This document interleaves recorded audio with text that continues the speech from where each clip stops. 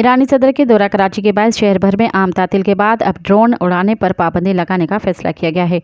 तफसीलात के मुताबिक कमिश्नर कराची ने 7 रोज़ के लिए ड्रोन उड़ाने पर पाबंदी आयद कर दी है। जारी करदा नोटिफिकेशन के मुताबिक 22 अप्रैल से 28 अप्रैल तक कराची में ड्रोन उड़ाने पर दफ़ा 144 नाफिज हो गई।